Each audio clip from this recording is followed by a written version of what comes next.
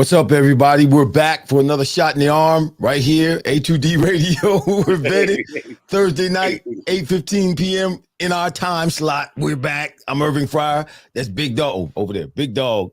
Tank Thomas. Talk to the people, Tank. Vetted is brought to you on this Thursday evening by Philly Sports Trips. As you can see, I'm donning my Philadelphia Union's scarf. I was just at the Philadelphia Union Foundation, to where they give back to the community, and we're the official travel team for the Philadelphia Union. That's Philly Sports Trips for the tremendous fan experience.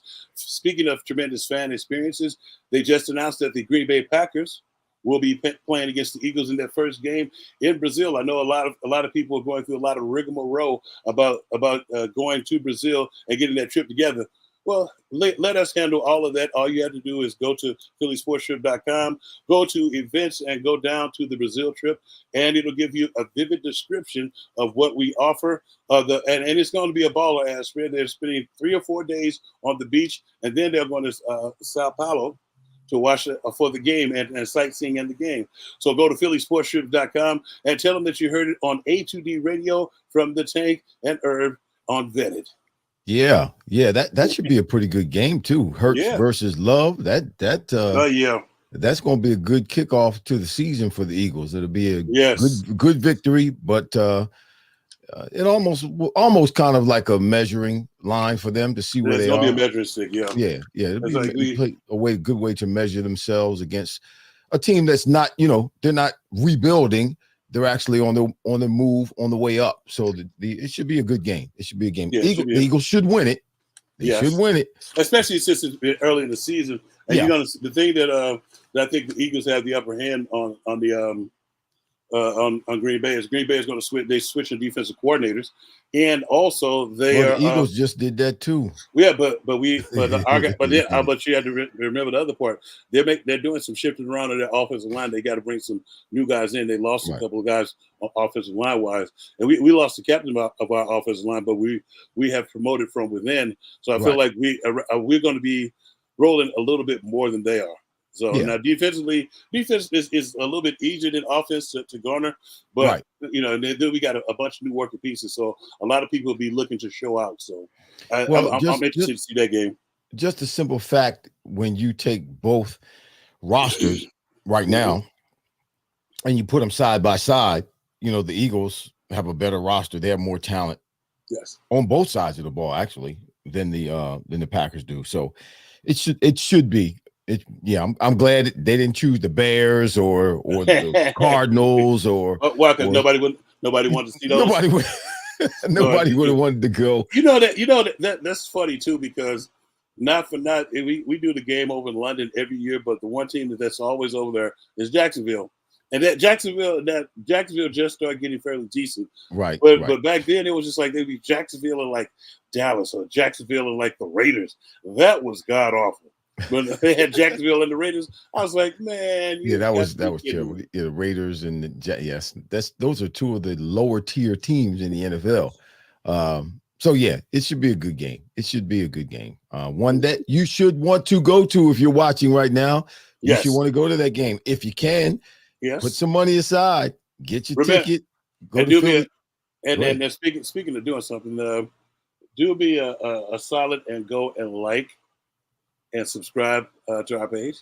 Yeah, please. right now. Right now, because I know it's going to be a call to action pretty soon in about 15 or 20 minutes. But let's get some action going right now. Right now, not now. Right now. I was going to say I wanted to let you do this. I was going to ask you this question. I was going to ask you the agree to disagree question about the Eagles will select a quarterback in the first round of the 2024 NFL draft. Give me your scenario and tell me why you think they should or shouldn't. Well, I kind of gave you my scenario last week about the fact that the Eagles need to trade up. Denver needs some picks. They don't have a second round pick this year yet. So the Eagles can trade one of those second rounds. The second one, the 53rd pick, trade that. You said, and one of the 5th round picks, I said the 3rd round choice 2026 that they got from the trade Jets with Hassan Reddick with the Jets. Either way, move up so they can get Mitchell from the corner. Yeah. But it doesn't matter. They need, in my opinion, they need to get a boss stud cornerback. Why? Here's why they need to get a corner. The most difficult position to play, maybe in sports, is the quarterback position, correct? Not the cornerback, the QB. That's that's the most difficult position to play in sports. I mean, you got catchers in baseball. That's tough. You got goalies in hockey. That's a tough spot. Yeah. Our goalie sucks right now for the Flyers. Yeah, that puck flying at you like that, man. That's crazy. But the most difficult. Go ahead, because after you finish this, I have a quick question for you, based on what we were just talking about the goalie. But keep going. Okay, but the most, let's just use football then. The most difficult position and the most important position in football is the quarterback position. Well, the second most, in my opinion, the second most difficult position to play in the NFL is cornerback. It's cornerback. That's why according to who said it? Harbaugh. Jason Kelce said it a few weeks ago. He said the cornerback position is so hard to play. There are no white people playing corner. no white guys playing corner. The last one was Jason Sehorn, and he didn't fare too well. To me, he was the great white hype. He was the great white hype. Yes, he was. No, because he was a good looking guy, and and the ladies enjoyed him. Right, but he didn't last very long. Trust me. He got toasted. And then he got toasted. Then they had Adam Archuleta. He sucks in the high heavens. Well, corner is the most difficult besides the quarterback. Corner is the most. And you got it. How are you talking? The most difficult position on the field is the man who put their hand in the dirt. It's a long fight down there. Did you just put that up there? No, I didn't put that up there. I don't know who put that up there. I said my opinion, and you got to have good corners. I mean, look at who won the Super Bowl this year, 2024. The Kansas City Chiefs. They had Snead. They had McDuffie. Yeah. That was the best duo of corners. And who else they have? Who else they have? Who made all that? Well, they had the yeah. You got to have a quarterback. No. That's one other guy. Who? Safety corner? No. You talking about linebacker? No, Jones. Chris Jones? Yes. Boom. Boom. Listen, you asked me. I'm telling you my opinion. Oh, okay. So I thought you were gonna tell me the truth, though. No, I'm telling you my opinion. I didn't know we were in mamby-pamby land. You guys run around there. In my opinion, this is the truth. In my world, this is the truth.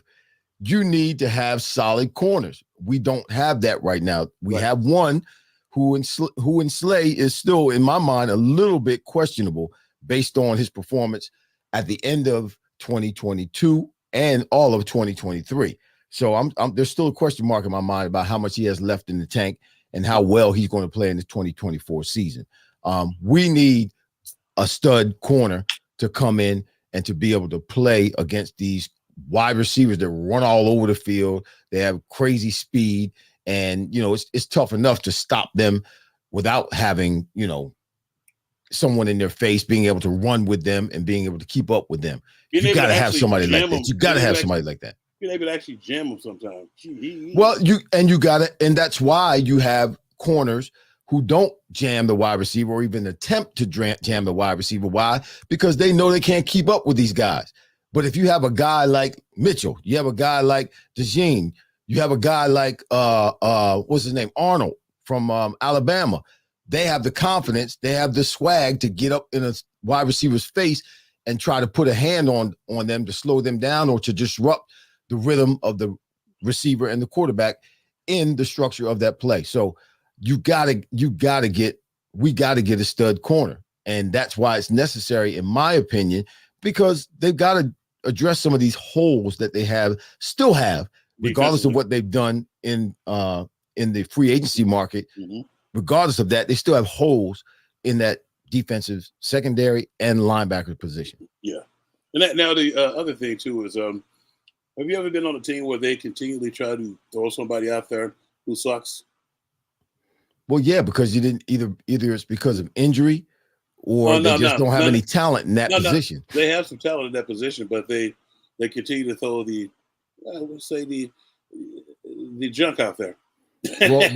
Well, if they have talent in that position, they're throwing junk out there. It's because they're trying to either there's discipline going on, something's out of whack. There's an issue there somewhere because the object of the game and who plays in the game is to win the game. Right. Now the one thing that I was saying was talking about when you said the Flyers. They keep jamming this number 33 in the goal. Oh, he sucks to the high heavens. And we have a big guy. He's a Russian guy. They put him in the goal, and he saw what a real goalkeeper was like. But I was like, but I've been on teams before where they continually play somebody who actually stinks instead of playing a guy. Yeah. Why do you think they're doing that? Because he makes more money. A lot of times it's because he makes a lot of money. Well, if he stinks, how does he make more money? Okay, then what about when you said get Bobby Hoyer out of the game? Well, yeah, Ray Rose said they won't let me. Oh, okay. Now you see what I'm talking about. That's all. It's politics. Sometimes it's politics, and and sometimes the politics are over our pay grade. Apparently, it was over Ray Rose's pay grade. Yep. As head coach. Yeah. That's ridiculous. Very. That's ridiculous. Yes. It was one scenario. It was one scenario that I wanted to ask everybody who's with us about because the draft pick is I think it's the one we can't wait. Everybody's anxious to see what we're going to do, or whether we're going to trade or whether we're going to stand pat. Now I pose this scenario. We're going to trade up. I mean, there's no way.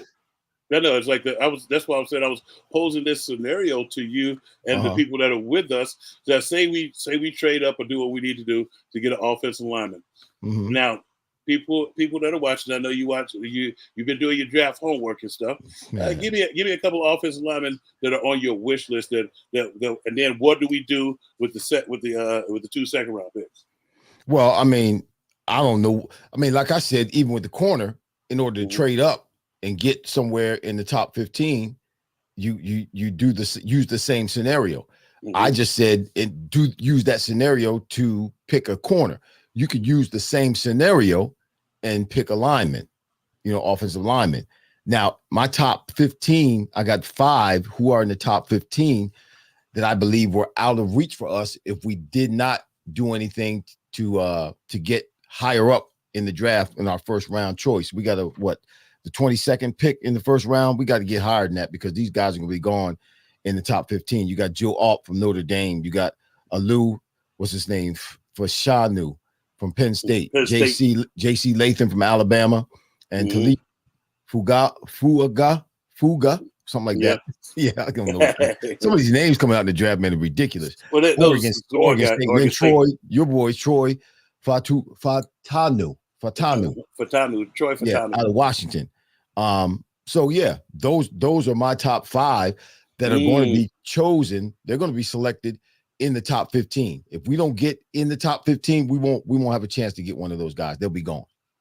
They're the best 5, in my opinion. Now, over at our esteemed colleagues that are following us, John got a good scenario. It's like trade up to trade back with Denver and get Patrick Surtain. Really? Yeah. He's been a couple with there's been rumors and rumblings. I think we've called and inquired about him about trading for him, and I know we were asking to trade. Now, see, this is like that sounds something like how we would do. Yes, so that's why when John said that, I was like, you know what, and that's what I thought that was going to happen with Snead. But Surtain is just as young as Snead, right? But he's a little bit younger, and he's a shutdown corner. Oh, he can ball. And guess who drafted him? Who drafted him? Vic Fangio. Was it Fangio that drafted him? Yeah. Okay, well, you know what? That just may be in the works. I would not be surprised if something like that happened, because I believe that there's always something. We got rid of Hassan Reddick. Did you we signed C.J. Uzman? Yeah, that was the tight end. Yeah. That's a good. That's a good signing. No, yeah, he was a starter. Because thank you to my information people. Uh, somebody just let me know. I didn't know. I've been gone all day Mhm. doing stuff, doing stuff and gallivanting around town. But that's a quality Gallivanting. pick. That's a Mhm. quality pickup, both special team wise and because when Dallas And got it, and as a backup tight end for yeah, sure, because he's and a starter. some of the ace formations in which we do ace means two tight ends formations, Right, and right, to push people around. right, right. And another cap we got from the Jets. Yep. We're depleting the Jets over there. Well, But no, yeah, well, I believe offensively especially. Go ahead. I believe Howie Roseman has got a plan.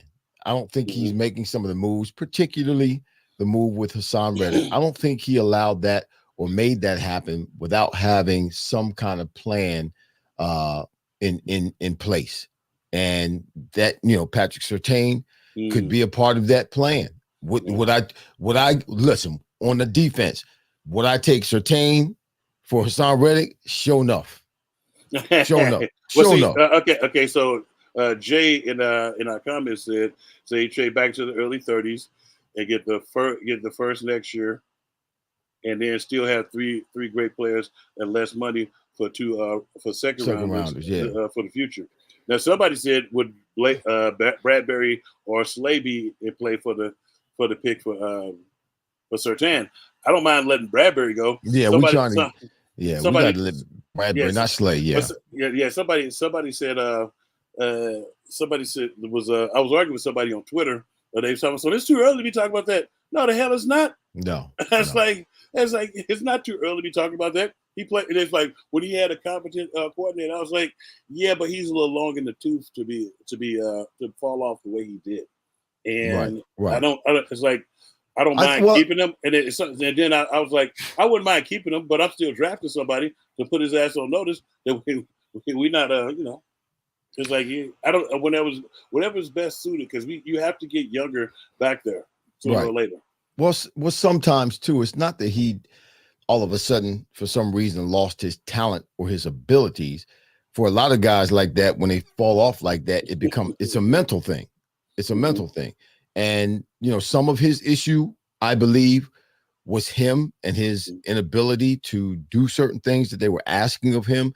I Mhm. believe some of the problems that he was having last season was he didn't understand what he was supposed to do because of the change that took place when Patricia came in. And some of the reason, the last third part of the reason was they were asking him to do things that he's not comfortable doing, and that's playing in space. He was in the slot, that last part of the season, and he was getting torched. Why? Because he didn't have the Toast. sidelines. He didn't have the sidelines on his side. Now, That receiver now, can go both ways on him, and he does not play. He's not a slot guy. He's not a slot defensive back. yeah, but it's time to call to action the people to subscribe and vet it. Let subscribe and support your boys. We Thumbs up. trying to do it Yeah. big. He's coming, but we're deep into the new year anyway. It's no longer a new year. What you talking It's a about quarter. New Year, man? It's a quarter of a way It's gone. almost we're working on summer right now. We're working on getting summer here. Get this That's weather to like change. it's like so somebody's asking about it. I was like, Maddox is always hurt. you got to bring some Avante, reliability. Yeah, yeah, Vontae. yeah. The question is Brian was asking John is we brought Maddox back. So if you have three DBs, bring Sertan. Someone is the odd man out. I don't see Slay or Bradbury being happy about bringing in a stud like Sertan. Well, Who they should have covered better. I was gonna They should say have covered better. who oh, I almost cussed. Say it for me, big dog. I don't who the fuck yeah. that? We're trying to win. Right. It shouldn't. I We don't. are trying to I win. am. But they were talking about that with Jalen Hurts a while ago. Mhm. Justin Fields, bringing Justin Fields in here. Would I that, don't think you don't is care. that going to bother Jalen Hurts? Is it going to his, he's going to feel some kind of way? Who gives a farting hoot? We're trying to win. Justin Fields would have been a absolutely great backup for Jalen Hurts. Why? Because he can do the same things that Jalen can do. So if Jalen were to ever go down, and we know that's always a possibility because Jalen runs the ball, if Yep. Jalen were to ever go down, we don't have to change the entire game plan and start doing different things to accommodate for a quarterback that can't do what Jalen can do. Justin Fields would be able to step right in and keep the train rolling. It would have been a great choice for him. Forget what who cares about what Jalen, how he feels? Nobody cares how he feels. You always got somebody behind you that should be able to back you up. Yeah, and that I think the thing that and I don't want to sound like an old guy, but this is a competition sport. This is competition. I was like, I played the way I did because I didn't want my playing time getting taken away. Right. So it's like when you look at in the grand scheme of things, we try to get better. And if the goal is to win the game, and you got to have your best players on the field to win the games. Yes, and you can't have that guy out there a weak link. And I saw that Bradbury tended to be the weak link, and especially in that Seattle game. I went all the way up to Seattle for that shit, and we had him too, and we had him. And it wasn't like it was Joe Montana back there either. It was Drew Lock.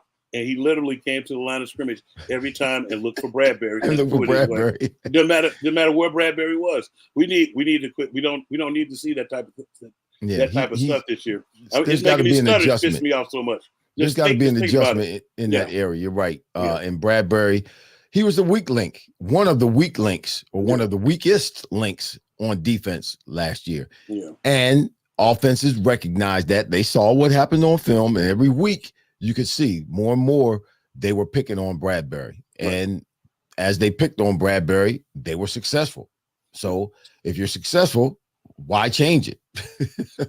Why change it? So I'm sure, like I said, there's some challenges for him mentally, right, in coming back this year and trying to step his game back up to where he did 2 years ago, how he played 2 years ago when that defense was number one in the pass defense and went to the Super Bowl, lost the Super Bowl, but they were number one in pass defense. There's going to be a challenge for him psychologically, mentally, to get back to that level. Mm-hmm. Do I think that he can? I don't think so. I don't think so, based on how discombobulated he was last year. Do I think the Eagles are going to get rid of him? I don't think so. Why? Because it's a big salary cap hit. Well, yeah, so, that's why I was saying. I think with my boy John, he posed that it was either John or Brian. They posed that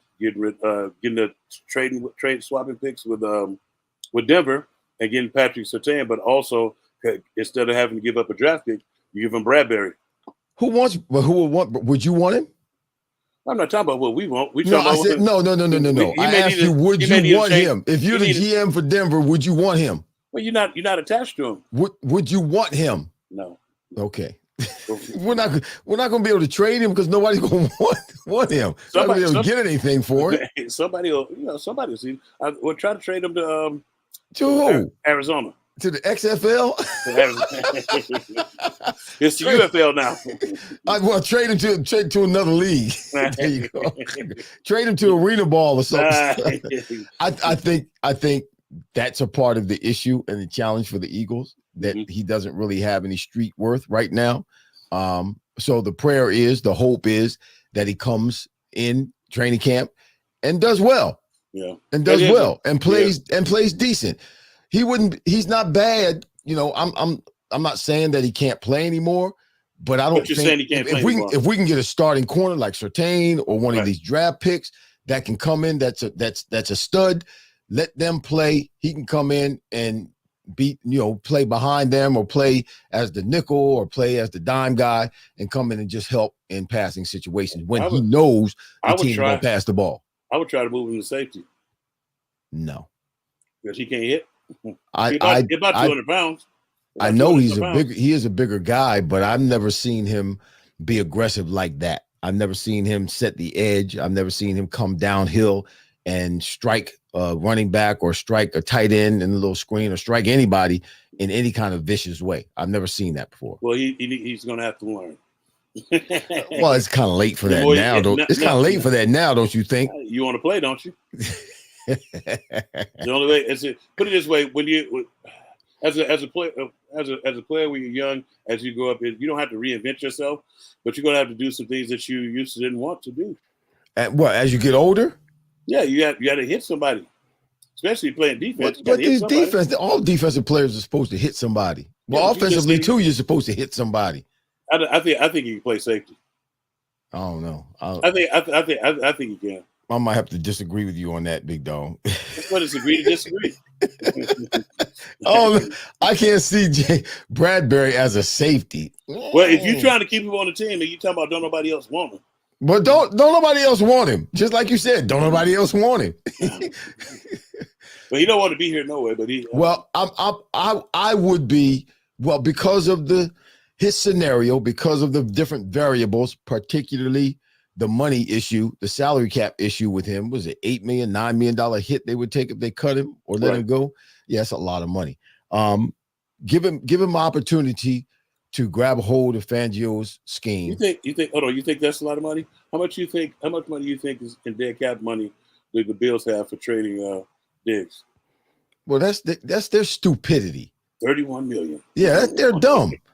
But that's because they got a credit card that they charged up. They got to pay the credit card bill. Yeah. But you know what? It's like they haven't been as smart as Howie, as ingenuitive as Howie Roseman. Yeah, but I think with him, I think you could trade him. I mean, just like you said, some people may think he needs to change the scenery. Well, and then what if think about this? What if all the younger corners and everybody they surpass him and they're playing great in training camp, and maybe he's come up a little bit, and they're even now. Who are you keeping? Well, I mean, I'm not saying get rid of him this year. No. You're not understanding. If he's on the same level as the young guys, and both of them are doing good, will you keep him? Well, he's got to go then. Okay. He definitely has to go simply because there's younger guys playing just as well as he is. So, yeah, we got to figure something out. If we got to bite the bullet and take the hit, then we have to bite the bullet and take the hit. I'm not sure, again, how all of that, those intricacies work on a salary cap and how long it would, hinder or be a hindrance to the Eagles. But, yeah, if he's playing at the same level, we got younger guys who've come in and they're playing just as good as he's playing. He got to go. Yeah. But that's what I'm saying. And then if we draft somebody there too, the writing's on the wall. Well, yes, the writing is on the wall, but we're trying to get through. We're talking about this one season. Yeah, I know. But the Eagles are they're stacking the chips. They're trying to win this year. That's why they signed all those 1-year contracts on defense. They're trying to win this year. And then they should be able to. Now, John says that Bradbury will do well with CJ back. with CJ Gardner back.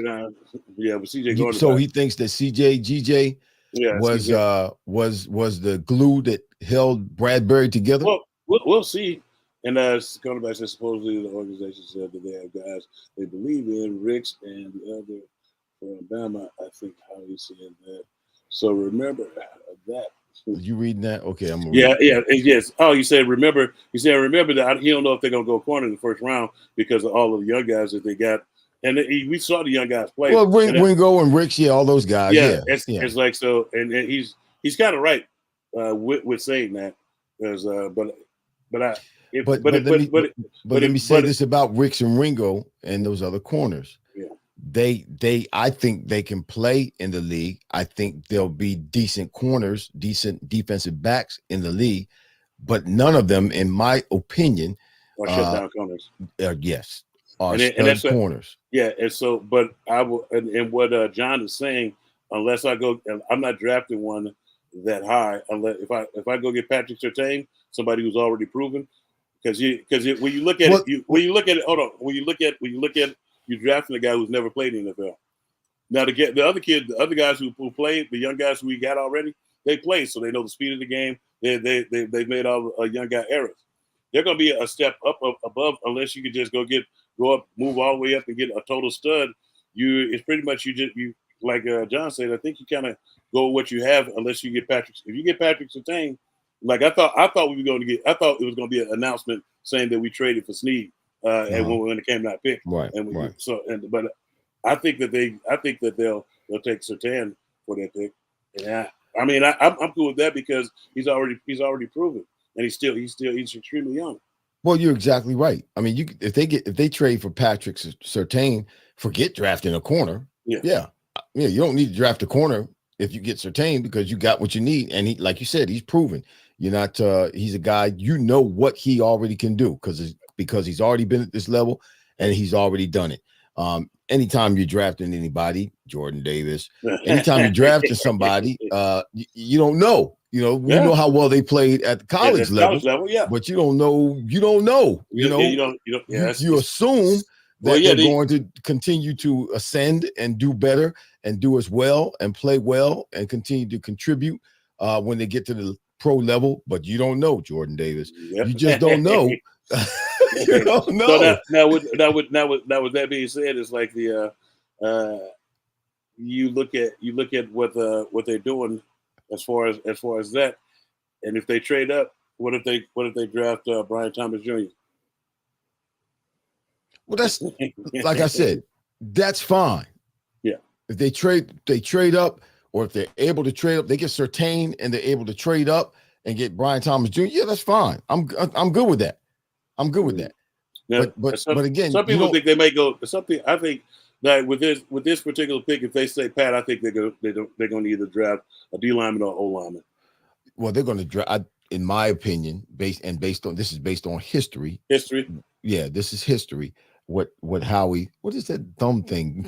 I don't know. I don't know. They keep on. That's why I was actually they keep on popping up. I think that's something that happens when I do my hand in front of you.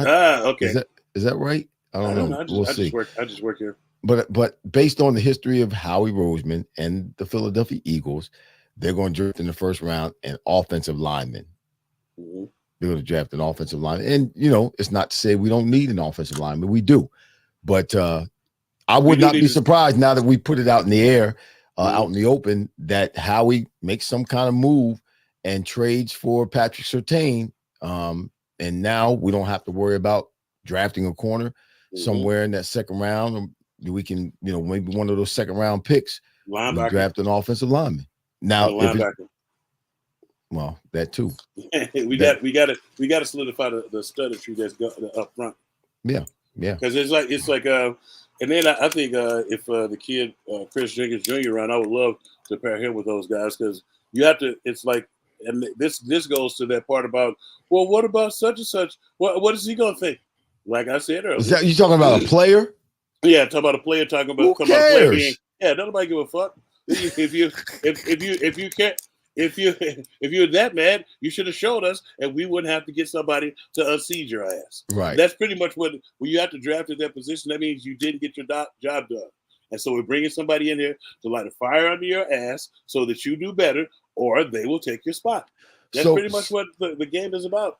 So, who do you think is going to play this year? Who do you think is going to rise to the occasion? Jordan Davis or Nolan Smith?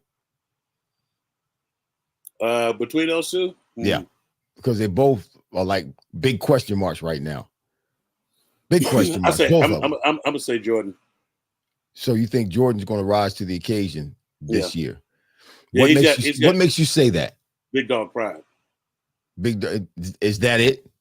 Well, that's what you're going to go with? You going with that? Big dog pride? You going with that? It's what I say. See, you don't know what big dog pride is. That's why you're chuckling. No, what is big dog pride? What is it? When you're a big dog and you put that type of performance together, you looking to come back and rectify it.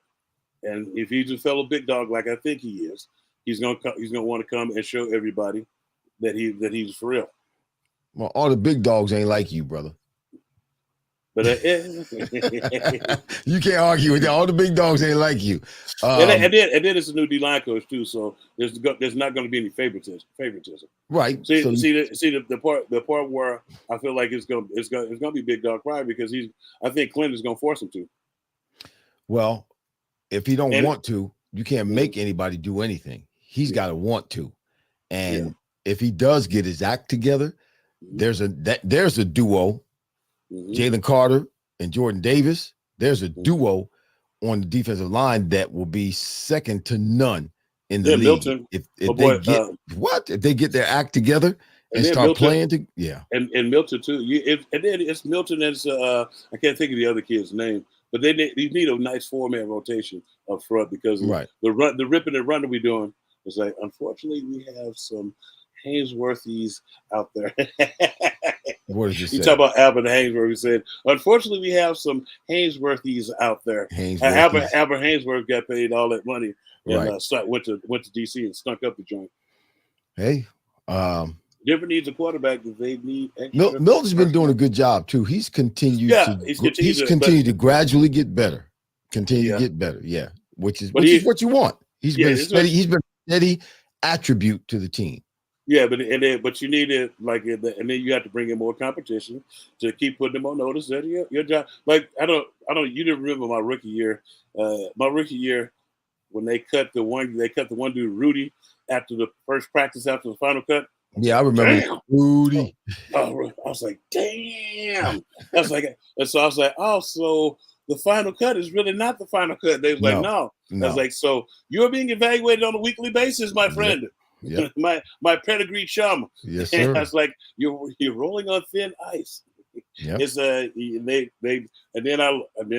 another lesson learned that year was that day that they give us off. That's so you're not around to see them working out other people. Right. If they're working out somebody at your position. In your position. Yeah. I'm like, damn.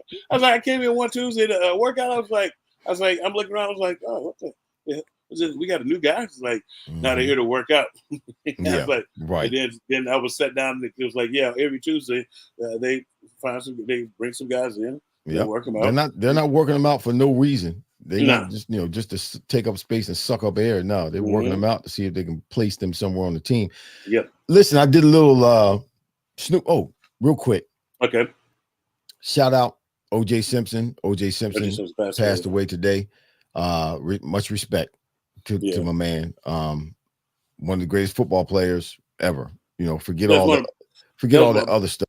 Yeah, that was a lot. Well, I never told you that was my bud too. We went to the Black Congressional Caucus together, and I don't think anybody wanted to be paired with him, but I ended up pairing with him. We had a great time and stuff, and talked to him a couple times over that happened like all the way in like 2007 when we did that, and I kept in touch with him here and there over the. Oh yeah, I didn't know that. Yeah, that's what it was. It was like, ah man, it was just like. It was like bad to lose a friend, just in general. Yeah. I met him one time. It wasn't a good experience, I should say. Oh God, what did you do? I didn't do anything. Was he the juice? Huh? Was he the juice?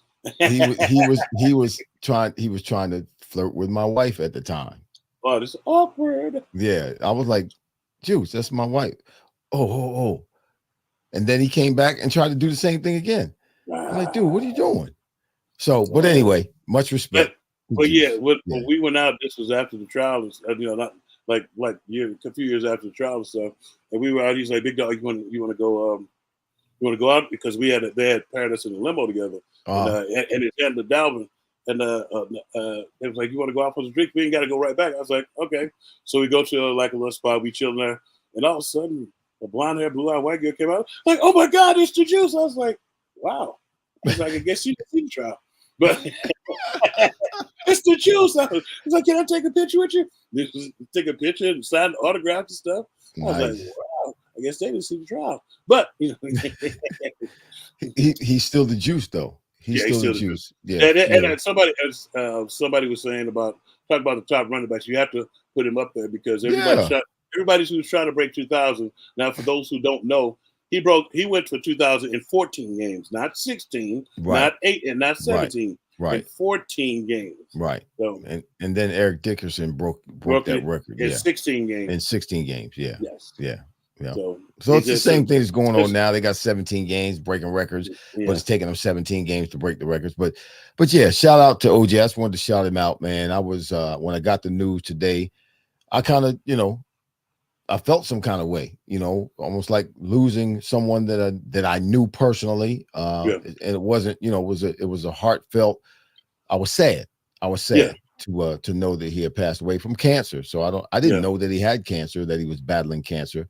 And so shout out to him, one of the greatest ever. Hopefully, prayerfully, some of these sports networks will honor him, which they should rightfully do so. We'll see some highlights and some specials on him. Yeah, media is undefeated though with the tomfoolery.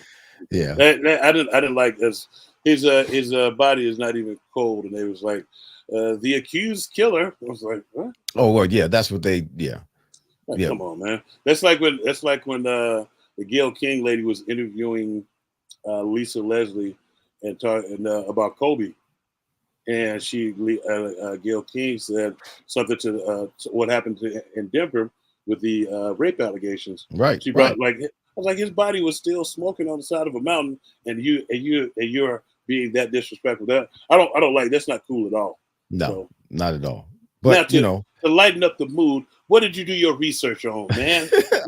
but those people, you know, you reap what you sow. I'm just gonna say that you reap what you sow, trying to be evil. So I did a little research, and you know, the Eagles always go out pre-draft and they do pre-draft visits to players. Right. You know, this doesn't have to do anything to do with the combine. This doesn't necessarily have anything to do with the pro day. They go and they make a visit to certain players that they're interested in. So they visited these draft possibilities. They visited 7 offensive linemen pre-draft, 4 cornerbacks, 3 edge rushers so far, 2 wide receivers. They went and visited 2 linebackers and 1 interior defensive lineman. Who the 2 wide receivers? I'm not sure what their names were. No, I just Okay. got like the numbers. Okay. So I wasn't sure. But I do know Eagles took 7 players last year. Okay. Right. 4 of their first 5 picks were out of their pre-draft visit players. Right. Nice. Okay. Now they went to see Troy from Washington, Troy Fontanu. Yes. They went to see him twice. No, I got balloons. What's up with you? What's up with you? I don't know, man. I don't know what's going on. My hair going on. I got balloons and stuff going on. So they went to see Fontanu twice. And which leads me to believe that there's a good chance that they're thinking about selecting him in the first round. Round. Now they just went to Cooper DeJean's. He had a pro day. You know, he fractured his tibia. Yeah, he only played 10 games last year. That was another thing too. Fractured tibia, and then he's one of our listeners last week was telling me about the hip tightness. Like, you can't be playing corner with tight ass hips. Not with hip tights. No. and especially when you're trying to rebirth Jason Sehorn. Yeah. You're trying to bring him back to life now. You can't be having stiff hips. Yeah, now and that's why I was saying that on the defense that he played on, he did well because of the structure. But he'll get exposed. The wide receivers are the wide receivers that he's going to go against are polished. They will put him in the mixer. If your hips are tight, first of all, they're gonna run right by him. He's fast. He runs a 4.4, but there's a whole lot of cats to run faster than that. Yeah, 4.3s and 4.2s. Yeah, that's coming out. So his vertical is only 38, which is high. It's high, but it's not high enough. It's tibular. Well, he's 6'1". That's okay. But I actually got him 6 foot 203. Okay, yeah. I got the college height. You know when you're coming out. Well, they say he's a freak athlete. That his RISE score was 9.89. So he's really a great athlete. He can play corner, he can play safety. You know who RISE score was that high? Jason Sehorn and Adam Ortoletta. Of course. Listen, and I'm always of the mindset, okay, that's fine. You can run cones real fast. You can run a 40 real fast. You can vertical jump, broad jump, all that kind of stuff. But can your behind play football? Yeah. What you gonna do when I get these dick beaters on you? Yep. It makes it. But can you play football? I know you're fast. I know you can jump. I know you can change direction. All that's cool. But can your behind play football? And can you play football against great football players? Yeah. You're gonna be playing against the best in the world. That's the one thing that and that's why you constantly have to bring in competition so that you get the best out of everybody. Right. It's like sometimes you have to hear people say, "Well, we got to see what he does." It's like, yeah, but once we see what he does, get his ass out of there if he ain't doing it right. I agree. Say it might be too late. It might be too late. Give him time. Listen, Fontanu. If the reason I said that about Fontanu, right, that this guy, he's a top 15 pick out of Washington. Yeah, I don't. So I don't. Go so ahead. Yeah. if they're going to select him, listen, they didn't go see him twice for nothing. Right. They didn't go see him twice for nothing. If they're going to select him in the first round, they're going to have to move up. They're going to have to trade up. So that leads me to believe, like they normally have, like they've done particularly the last couple of years, that how we going to make a move in the draft to move up. And, based on what we've been saying in terms of, and I know the Eagles know they need a corner as well, there may be something in the works with the trade. We may see something like what happened 2 years ago, A.J. Brown during the draft. We got A.J. Brown, and then we got another, great draft pick. So what I was going to say, but when I was interrupting you, my bad on that. They say, so was Jeremy Boone and Devon Allen, but they couldn't cut it in the NFL. They were talking about your RAS score. Yeah, Jeremy Boone. But what I was going to say was, I forgot what I was going to say now. Put that up there. Well, I'll tell you what you can say right now. No. The draft pontificators, the people who put their pre-draft stuff on mock drafts, the mock draft, they don't know nothing. It's like, they're just guessing. Then they get mad when somebody goes off kilter on what they're predicting. It's like that's why a lot of I don't know if you ever get a chance. I have to find the footage of Bill Polian lambasting Mel Kiper, because Mel Kiper was like, who the hell is Mel Kiper anyway? Is that what he said? Yeah, because Mel Kiper was talking about that's why they're drafting in the top. I was like, you don't realize that he put together a team that went to the Super Bowl 4 times and another Super Bowl winning team in Indianapolis as a GM. He's like one of the best GMs known to man. Yeah, he knows how to pick players. Yep. It's like it's like it's a bit of an art, but to listen to people who you scout, they look at some film here and there. No, they just guess. They go off the hype, and then they just guess. Yeah. Because there's you have, and it is somewhat of even the GMs are somewhat guessing, because there's so much that goes on in the NFL in terms of guys who get drafted later on or don't even get drafted who turn out to be stars in the league, and then you have guys who are drafted in the first round, second round, and they turn out to be busts. So it's a roll of the dice all of the time. Sometimes it pans out, or I should say more times than not, they do a lot of research, analytics, all that kind of stuff. More times when you're using that, it pans out than it doesn't. But you have scenarios in cases where it's reversed. You got a guy who didn't get drafted who ends up being a star. You got a guy who got drafted in the latter rounds who ends up being a star. A guy like Jordan Davis who gets drafted in the first round and doesn't do anything. Jordan Davis. The funny part is that when you were mentioning about the analytics, I'm gonna keep doing that with Jordan Davis. You know that, right? I know. Until he plays and does something. I'm Jordan Davis. He plays up to the hype. And I was talking to one of our esteemed colleagues, Bobby Taylor, today, and we were just talking about the way the technique that we see on the field now, and you could always tell when you see the team playing really well and technique wise, because the technique is never going to change playing football.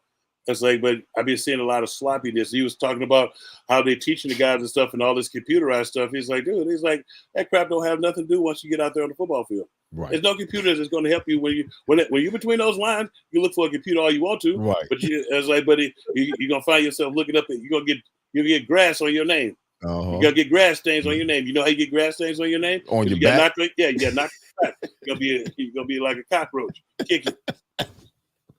But it was like because I talked about it for about like half hour. We just talked about the integral parts of because up front with us is footwork and hand placement and strike. It's like and with the defense line is disengage and block is with the block the right way, keeping the pressure on. What you guys I know is footwork and body movement. It's right. Because I used to listen to like sometimes you guys are teaching and you teach the rock because you want things to look like a certain way because you're playing against the best. So right. you have to hone in your skills and make them think that you're gonna. Yeah, it's like a chess match. You can't be out there playing checkers or you're gonna get your ass kicked. Yep. No, against the well, for me, I always made my first 5 yards off the ball always looked the same. I don't care what route I was running, it looked the same. So they wouldn't know what I was doing or even try to figure out what I was doing until after I got 6 yards down the field. Yeah, because that's what like when we do, and like when you see an offensive lineman pass the stunts off, And, and like if we watch the game together, and I say, see, he's keeping secrets. Talking about the defensive line, he's keeping secrets, or he's just trying to get a sack.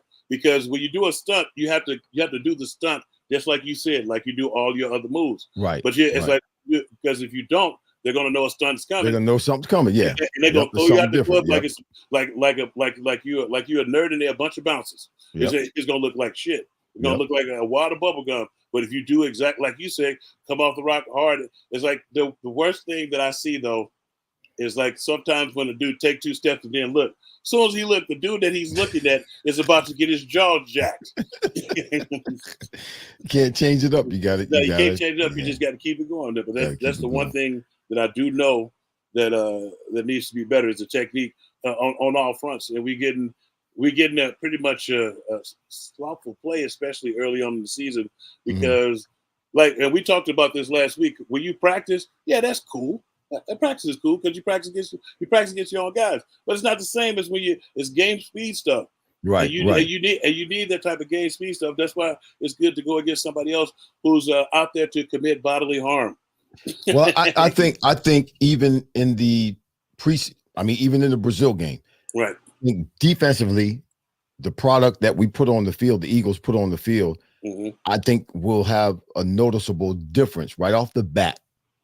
In terms of Vic Fangio's influence and his defense, I think you're going to notice the difference right off the bat, immediately, where these guys know what they're doing, where they're in place, where they're going to be playing aggressively, where they're going to be tackling, where they're going to be, a well-rounded, organized defense, and understand their scheme and what their purpose is on each and every play. I think all of those things you're going to notice right away, early in the season, the Vic Fangio factor and him coming in and being an influence on these young cats and establishing a good defensive scheme and getting identity and identity and getting them to be able to operate within that scheme, knowing what they're supposed to do and knowing what that defense is supposed to do in its entirety. So, so how's Bobby doing? We should have Bobby on the show. Okay, I talked to him. He's because I was getting some credentials because I'm going to the draft in Detroit. And Bobby's in Detroit. Well, he's going to be in Detroit for the draft. He's not. He works for the NFL. So I had called him and Troy Vincent to give me some credentials so I could go down there and mix and mingle with the young guys. But I was I'm looking at John. John makes a quality point in one of our viewers / listeners. He's every time we go to Washington, Huskies or the Cougars. It doesn't work out. I don't know one college player for Washington that's worked out for the Eagles. James Darling didn't really work out. Yeah, I can't argue with you and there. And Dillard, Big Pudding. Yeah, I can't argue with you there. In the first round. Hey, we can't argue with you there. There's always a first time for everything. Yeah, I'm on the side of. You gonna err on the side of caution? Yeah, but there's always a first time for everything. This Troy Fontanu, he may be the difference maker. He may be the change. And Sidney Jones. Well, Sidney Jones too. Yeah. So I'm gonna go with John on this one. Okay, John. We'll go with John on this one. Stay away from Washington. Yes, we're gonna stay away from Washington. Washington on the opposite side of the United States, Washington, and USC apparently. West Coast, East Coast don't go. Put it that way. Yeah, time change, it doesn't work. We get messed up by the time change or something like that. So.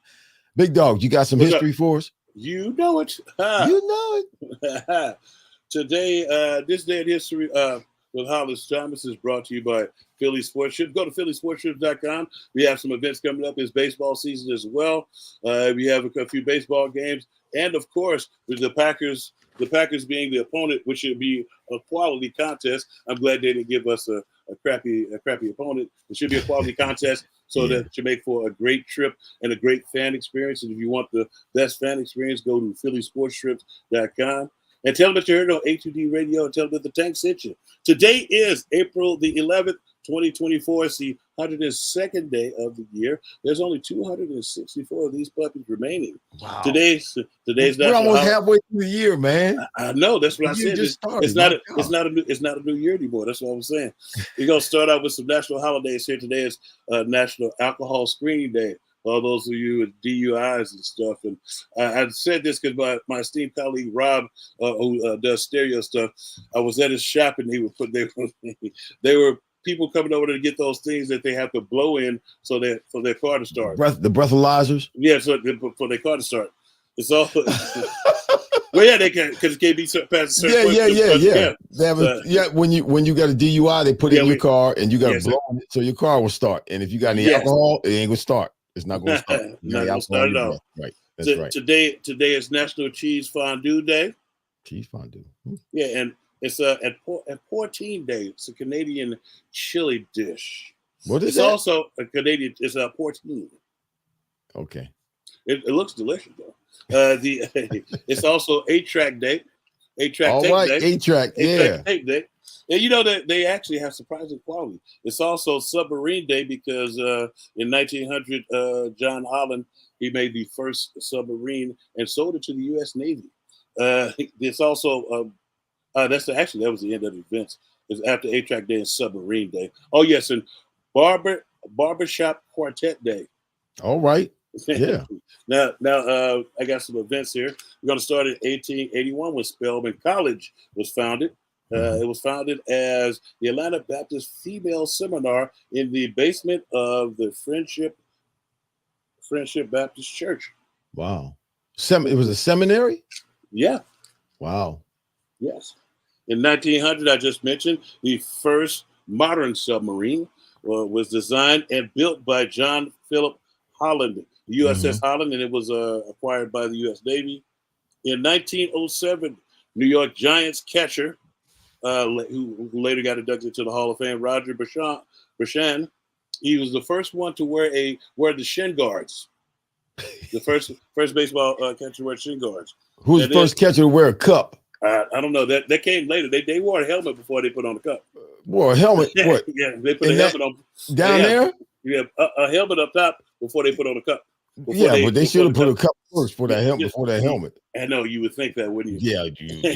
In 1912, the RMS Titanic, it leaves Queenstown, Ireland for New York. I don't think it made it. And we had a 1953. The United States Department of Health, Education, and Welfare was created. In 1950. Wait a minute. What? I just noticed something, man. What? You got the dope mic right there in front of you, man. I didn't even know. I wasn't even paying attention the whole time. You got the dope mic in front of you, man. Yes. Oh, man. I told you I got it. I've been had it, but this is the second show I had it. Man, I didn't even notice. Look at my dumb behind. Like, wait a minute, what's that in front of him? He talking into. That's dope right there, bro. Well, thank you, sir. Yeah. In 1957, the Ryan X-13 was the very first. It's a vertical jet. It becomes it becomes the first jet to be able to take off and land vertically. Oh, I was gonna say that's a rocket. Sound like a rocket. It could take off vertically and then take off. Right. Okay. In 1962, the inception of. I only put this in here because it was funny as hell. The New York Mets, they make a losing debut. They lost the very first game of their debut. 1966, Emmett Ashford becomes the first African American Major League Baseball umpire. Oh, great! He would be umpired the game, the Washington Senators versus the Cleveland Indians in DC Stadium. And then in 1972, we have Benjamin Hooks was named to the Federal Communications Commission. You know why? He was the first African American to serve at this position. In 1976, the Apple I computer by Steve Wozniak was released. Yeah. In 1980, Equal Employment Opportunity Commission was started to regulate sexual harassment in the workplace. So that's where it all started at. Started going downhill from there. Yes, it did. In 1981, Larry Holmes beats Trevor Burbick in a unanimous decision in Las Vegas to retain his WBC heavyweight title. And here's the 1980. I remember that fight. Yeah. 1989, the first playoff goal by a goalie. What did he do? He shot it the whole length of the ice. It was Ron Hextall for the Flyers. He hit it from the goal to goal. Yeah, and the whole length of the ice it went. Yeah, we were down 2 men. Wow, that's crazy. Yes, and then in 2012, the Avengers premieres for all you Marvel and DC Marvel, people. The Avengers, yeah. Uh-huh. And now I got a little bit of a few birthdays here. I got 1899. It's Percy Levon Julian. I know you're saying, why did you?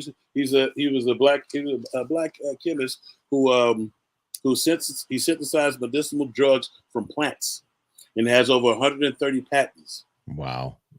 1943, Harley Race, the king, Harley Race.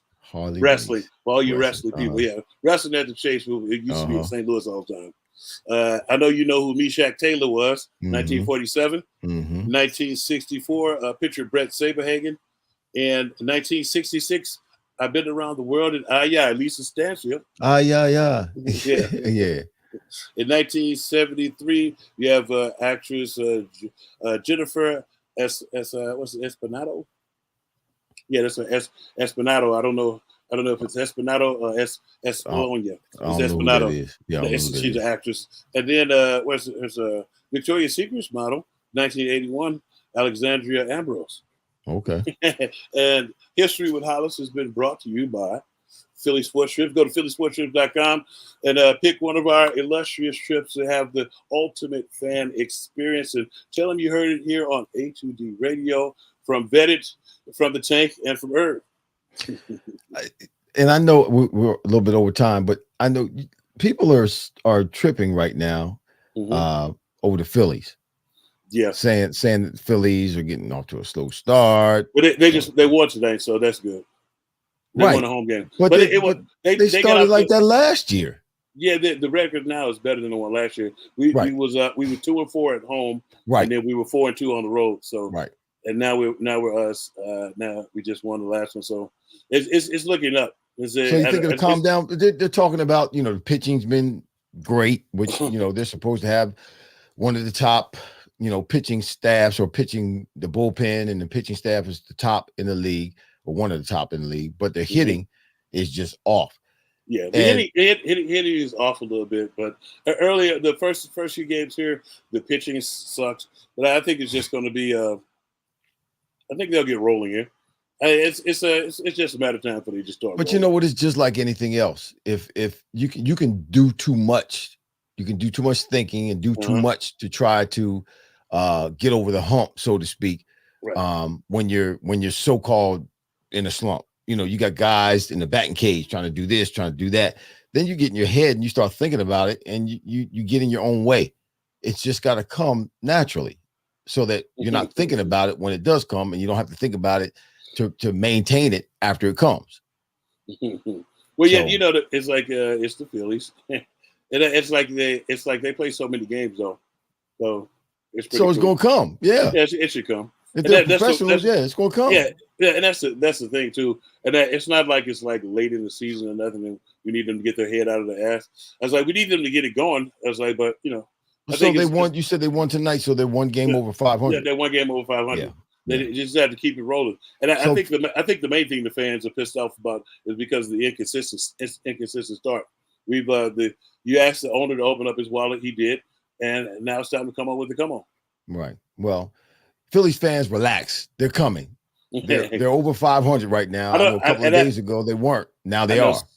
You just got to quit listening to the people who think they have the answer to everything. No, they don't know. But they'll be the people who be bitching and moaning about it. Right. And you hear it, you be like, we need to fight. We're just like, are you fucking serious? We're 13 games into 150 plus game season. They can't even catch a baseball, catch a football, and they're complaining about what's going on. Yeah. We'll be back next week, everybody. Right here, A2D Radio. Same time. Yeah. Same back channel. Yep. 8:15 on Thursday, 8:15 p.m. right here, Vetted A2D Radio. I'm Irving Fryar. That's Big Dog Hollis Thomas right there. See him right there? Yeah, you can't miss him. See y'all next week. More birds.